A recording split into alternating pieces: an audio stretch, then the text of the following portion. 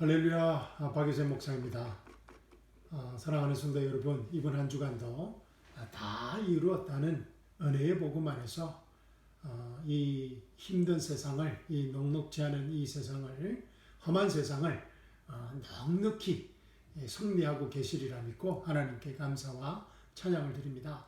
2020년 8월 19일 풍성한 은혜교회 수요 예배에 오신 사랑하는 형제자매님들을 주님의 이름으로 환영합니다. 자, 우리 함께 기도하고 하나님의 생명의 말씀 나누도록 하겠습니다. 우리 한번 주여 큰 소리로 한번 외치고 우리 다 함께 기도하도록 하겠습니다. 주여! 사랑과 은혜가 풍성하신 하나님 아버지, 이 시간 하나님 아버지를 찬양하며 축복합니다. 이 시간 성령 하나님께서 저희에게 레마의 말씀으로 말씀하실 때 아멘으로 그 레마의 말씀을, 그 계시의 말씀을, 그 생명의 말씀을 받게 하여 주시옵시고, 그 생명의 말씀이 우리의 상한 몸과 아픈 마음과 육신을 치유하고 회복하는 생명의 시간, 회복의 시간, 축복의 시간 되게 하여 주시옵소서. 살아계신 우리 주 예수 그리스도의 이름으로 감사하며 기도합니다. 아멘. 죄송합니다. 오늘 저와 함께 나눌 말씀은 마태복음 14장 22절 말씀입니다. 지난 주일날 나누었던 말씀입니다. 우리 본문 말씀 다 함께 찾으셔서 한 목소리로 우리 읽어보겠습니다. 마태복음 14장 22절 말씀입니다. 시작. 예수께서 즉시 제자들을 제쳐가사 자기가 무리를 보내는 동안에 배를 타고 앞서 건너편으로 가게 하시고, Immediately Jesus made his disciples get into the boat and go before him to the other side, while he sent the multitudes away. 아멘, 아멘. 귀한 말씀 주신 하나님께 감사와 찬양을 드립니다. 사랑하는 성도 여러분, 우리는 지난 주일 말씀을 통해서 이 마태복음은 하나님의 나라의 관점에서, 하나님의 왕국, 킹덤 오브 갓의 관점에서 쓰여진 이 유대인들을 위해 쓰여진 이 복음서라는 것을 배웠습니다. 하나님 나라에서 이 나라라는 단어는 영어로는 이 킹덤입니다. 그래서 왕국이라는 표현이 더 정확한 표현일 것입니다. 헬라어로는 바실레이아라고 합니다. 지난 시간에도 말씀드렸듯이 이 킹덤이라는 단어는, 이 왕국이라는 단어는 king, 왕과 domain, 영토, territory라는 두 단어로 만들어진 단어입니다. 왕국, 나라라는 의미보다는 이 왕국이 더 정확한 표현입니다. 이 왕국이 성립되기 위해서는, 만들어지기 위해서는 반드시 이 왕과 이 왕의 존재와 이 영토가 먼저 존재해야 한다는 의미입니다.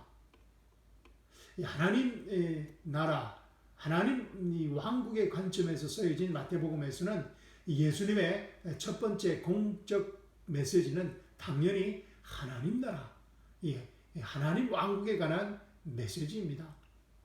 마태복음 1장은 예수님의 왕족 족보와 왕의 탄생에 대한 기록입니다.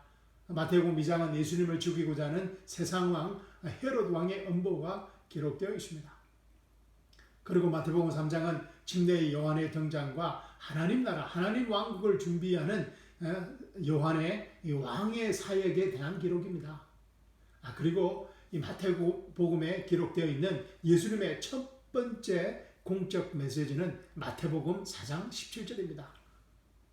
우리 한번 찾으셔서 한 목소리를 읽어보겠습니다. 마태복음 4장 17절입니다. 시작. 이때부터 예수께서 비로소 전파하여 가라사대 회개하라, 천국이 가까웠니라 하시더라. From that time Jesus began to preach and to say, Repent, for the kingdom of heaven is at hand. 이 마태는 예수님이 이 땅에 오신 목적이 아담이 잃어버린 하나님 왕국을 회복하기 위함이라고 선언하고 있는 것입니다. 그리고 침례 요한의 사역 목적 또한 하나님 왕국의 회복이었음을 밝히고 있습니다. 마태는 침례 요한을 침례 요한의 사역을 이렇게 소개하고 있습니다. 마태복음 3장 1절에서 3절입니다. 그때에 침례 요한이 이르러 유대 광야에서 전파하여 가로되 회개하라 천국이 가까웠느니라 하였으니 저는 선지자 이사야로 말씀하신 자라 일렀으되 광야에 외치는 자의 소리가 있어 가로되 너희는 주의 길을 예비하라 그의 첩경을 평탄케 하라 하였느니라. 회개하라 천국이 가까웠느니라. Repent for the kingdom of heaven is at hand. 와, 놀랍게도 침례 요한과 예수님의 메시지가 정확하게 똑같습니다. 회개하라 천국이 가까웠느니라. 예수님께서 침례 요한을 여자가 낳은 자 중에 침례 요한보다 큰 이가 일어남이 없도다라고 말씀하신 이유입니다. 침례 요한이 구약의 모세나 엘리야나 이사야나 에레미야나 어떤 선지자보다 크다는 것은 침례 요한의 사역이 하나님 왕국의 회복에 초점을 두었기 때문입니다. 그리고 하나님 왕국의 비밀을 알고 하나님 왕국을 하나님 나라를 소유한 다 이루었다는 은혜의 복음의 비밀을 가진 새 언약의 크리스천들은 침례 요한보다도 훨씬 더 큰 자들이라고 예수님이 말씀하신 이유입니다. 마태복음 11장 11절 후반절입니다. 그러나 천국에서는 극히 작은 자라도 침례 요한보다 크니라. 할렐루야. But he who is least in the kingdom of heaven is greater than John the Baptist. 아멘. 다 이뤘다는 새 언약을 가진 우리들이 이 천국에서는 하나님 나라에서는 침례 요한보다도 훨씬 큰 사람들이라는 것입니다. 와, 사랑하는 성도 여러분, 우리가 어떤 사람들인지 아시겠습니까? We should be proud of ourselves, not because of what we have done for Jesus, but because of what Christ has done for us. 다 이뤘다는 은혜의 복음을 가진 우리는 우리 스스로에 대해 자랑스러워해야 합니다. We should be proud of ourselves. 우리가 잘나서 그런 것이 아니라 예수님께서 우리를 위해 십자가에서 이루신 다 이뤘다는 은혜의 복음 때문입니다. But because of what Christ has done for us on the cross and His resurrection. 할렐루야. 하나님의 왕국, Kingdom of God이란 왕이 그의 영토 안에서 영향력을 끼치는 것을 말합니다. 그래서 영토가 중요합니다. 그래서 이 왕의 통치, 영향력을 받기 위해서는 하나님 왕국의 모든 benefit, 혜택을 받고 누리기 위해서는 먼저 하나님 왕국의 시민권자가 되어야 합니다. 하나님 왕국의 통치와 하나님 나라의 모든 혜택을 받기 위한 그 수속 절차를 성경에서는 거듭남이라고 합니다. 예수님이 니고데모에게 하나님 나라 시민권 수속 절차를 이렇게 말씀해 주십니다. 진실로 진실로 내게 이르노니 사람이 물과 성령으로 나지 아니하면 하나님 나라에 들어갈 수 없느니라. Most assuredly I say to you, unless one is born of water and the Spirit, he cannot enter the kingdom of God. 하나님으로부터, 하나님의 생명으로부터, 위로부터, from above, from God, born of God, 하나님으로부터 나야 한다는 것입니다. 그런데 지난 시간에도 말씀드렸듯이 하나님의 왕국과 세상 왕국에는 비슷한 점들이 많이 있습니다. 그 중에서도 하나님의 왕국이든 이 세상 왕국이든 이 왕국에서는 왕의 말이 곧 법이라는 것입니다. 왕국에서는 왕의 말에 누구도 도전할 수 없는 절대적인 권위와 절대적인 파워를 가지고 있다는 것입니다. 왕의 말에 도전할 때, 왕의 말에 불순종하고 왕의 말을 바꾸자 할 때 이 왕국에서는 가장 큰 범죄가 되어버립니다. 큰 죄인 국가 반역죄, treason, 국가 모반죄로 아주 무서운 형벌이 가해집니다. 조선 왕조에서는 3대가 멸족되는 무서운 형벌이었습니다.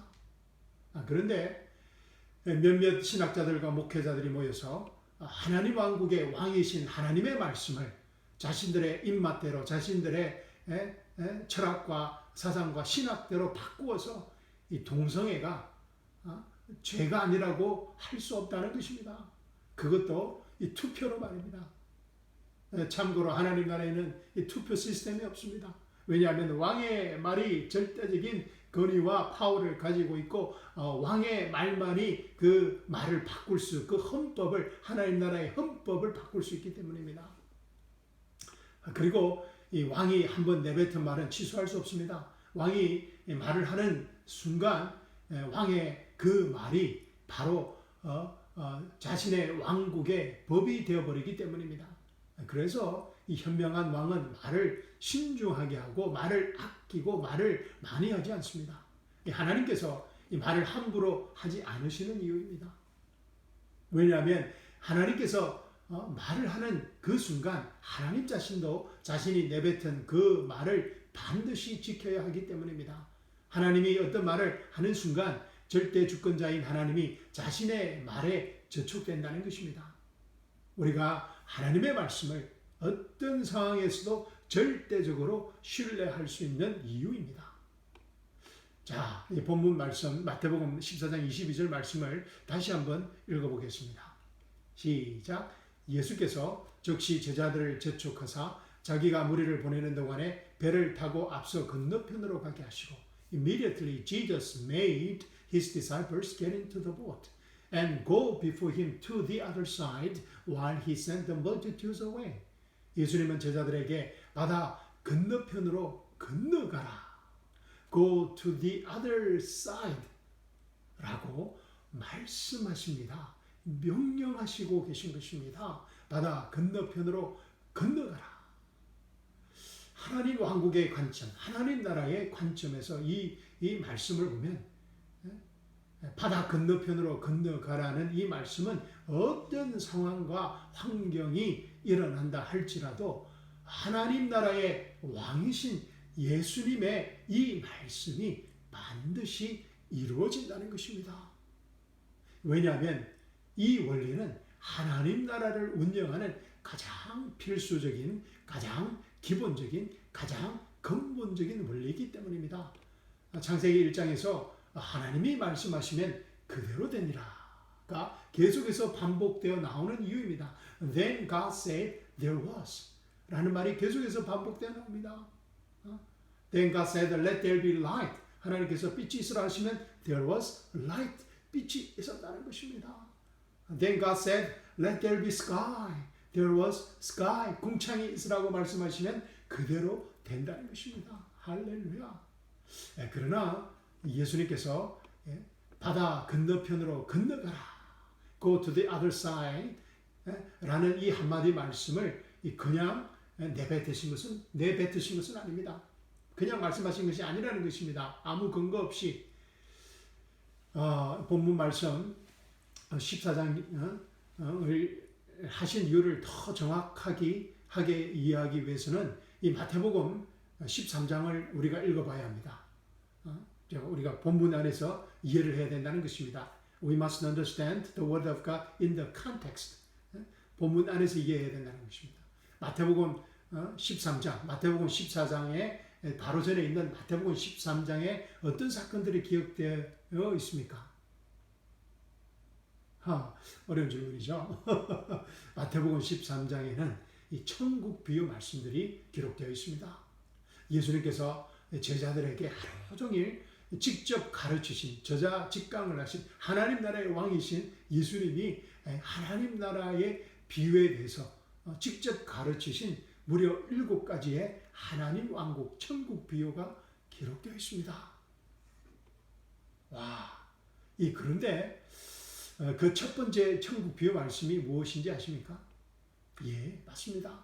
씨 뿌리는 자의 천국 비유 말씀입니다. 제가 다음에 자세히 말씀드리겠지만 이 씨 뿌린 자의 비유의 말씀의 요지가 무엇입니까? 씨 뿌리는 자의 비유의 말씀의 요지는 씨 뿌리는 자의 씨, 하나님의 말씀에는 아무런 오류가 없다는 것입니다. 퍼펙트하다는 것입니다. 문제는 하나님의 말씀, 이 씨가 뿌려진 사람들의 마음밭에 문제가 있다는 것입니다. 다음에 제가 더 자세히 말씀드리도록 하겠습니다. 두 번째 천국 비유의 말씀인 가라지 비유도 마찬가지입니다. 뿌려진 씨에는 전혀 문제가 없다는 것입니다. 왜냐하면 밭에 뿌려진 씨는 아주 좋은 씨이기 때문입니다. 하나님의 말씀의 씨이기 때문입니다. 문제는 원수가 와서 좋은 씨가 뿌려진 밭에 가라지를 덧뿌리고 갔다는 것입니다. 세 번째 천국 비유의 말씀인 겨자씨 비유도 마찬가지입니다. 하나님의 말씀의 씨에는 아무런 문제가 없다는 것입니다. 하나님의 말씀의 씨가 뿌려지면 그 씨가 아무리 작아 보여도, 아무리 보잘것없이 보이는 씨일지라도 엄청나게 큰 나무로 성장한다는 것입니다. 하나님의 말씀의 씨 그 자체에는 전혀 아무런 문제가 없다는 것입니다. 예수님은 마태복음 13장에서 하루 종일 이 천국 비유들을 제자들에게 가르치신 것입니다. 그리고 마태복음 14장에서 침례 요한의 처형 사건을 통해서도 왕국에서 왕의 말이 얼마나 절대적인 거리와 파워를 가지고 있는지 로마 제국의 식민지국인 헤롯 왕을 통해서 분명하게 보여주신 것입니다.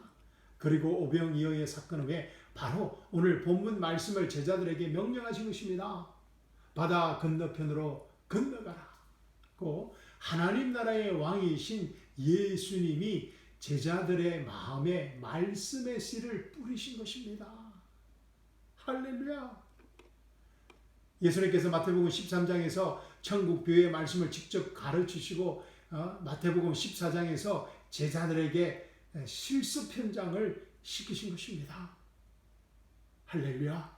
그러나 제자들의 마음밭은 아직 이 길가와 같은 마음밭인 것 같습니다. 예수님의 말씀이 뿌려지자마자 예수님의 말씀을 잊어버린 것입니다. 왜냐하면 여러 가지 이유가 있겠지만 아직 제자들이 거듭나지 못했기 때문입니다. 그런데 사도행전을 보면 물과 성령으로 거듭난 제자들이 오래전에 뿌려졌던 예수님의 말씀의 씨가 성장하기 시작해서 100배, 60배, 30배의 말할 수 없는 엄청난 열매를 맺는 것을 볼 수 있는 것입니다. 그러면 목사님, 우리는 어떤 마음밭입니까? 아주 좋은 질문입니다. 말할 것도 없이 우리는 아주 좋은 마음밭을 가지고 있습니다. 왜냐하면 우리가 거듭날 때, 할렐루야, 우리가 거듭날 때 우리의 마음밭이 완전히 새로운 마음, new heart의 밭이 되었기 때문입니다. 우리가 거듭날 때 그리스도의 마음과 우리의 마음이 하나가 되었기 때문입니다. 그래서 우리는 100배, 60배, 30배, 아니 1000배, 10,000배의 열매를 맺을 수밖에 없는 너무나 좋은 밭을 소유하고 있는 것입니다. 문제는 원수가 열매 맺지 못하도록 방해한다는 것입니다. 이 원수들의 방해 작전을 박살내는, 무너뜨리는 가장 파워풀한 무기가 바로 다 이뤘다는 은혜의 복음의 무기입니다. 우리의 모든 죄가 사함받았다는, 우리가 하나님의 의가 되었다는 슈퍼 파워 무기입니다. 우리가 율법에 죽고 은혜 아래 있다는, 더 이상 죄가 우리를 어떻게 할 수 없다는, 컨트롤할 수 없다는 슈퍼 파워 무기입니다. 할렐루야. 예수님과 우리의 생명이 영원히 하나가 되었다는, 와우, 새로운 피조물이 되었다는 슈퍼 핵무기입니다. 할렐루야.